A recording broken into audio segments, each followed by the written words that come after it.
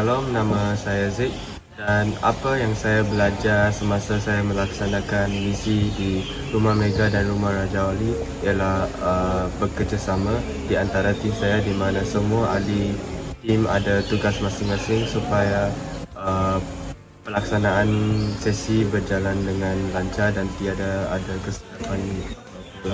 Dan saya juga mendapat pengalaman mengajar budak-budak bahasa Inggeris. Mula-mula saya panik sebab saya tidak membuat apa-apa persediaan, tetapi saya percaya kepada Tuhan dan dapat menggunakan masa yang tepat untuk mengajar budak-budak di tempat misi. Shalom, saya Koni.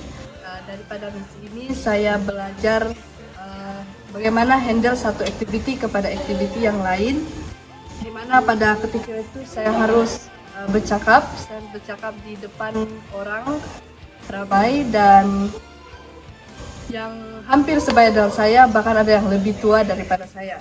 Jadi apa yang saya aplikasikan pada ketika itu ialah saya harus pimpin mereka, namun saya harus respect juga dengan mereka dengan ada rasa kerendahan hati lah begitu. Jadi satu hal yang paling melekat dalam hati saya adalah di mana dalam misi ini saya belajar untuk menerima setiap ahli tim saya. Pada mulanya itu agak sukar bagi saya, tetapi saya belajar untuk rendahkan hati dan diri saya untuk tim ini dan misi ini supaya berjalan dengan lancar. Shalom, nama saya Jared, saya dari tim Lukas. Apa yang saya belajar di misi ya, saya belajar bercakap di depan sebab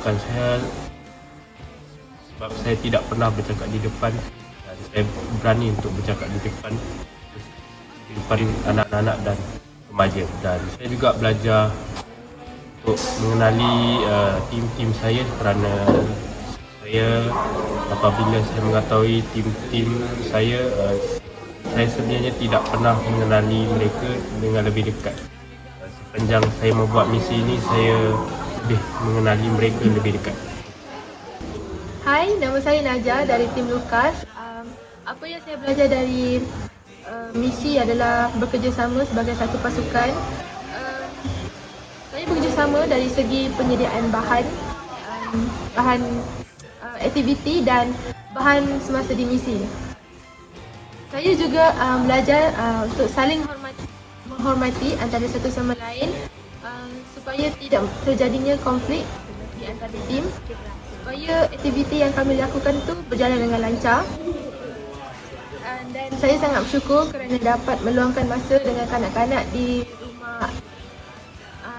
rumah Mega dan Rumah Raja Wali.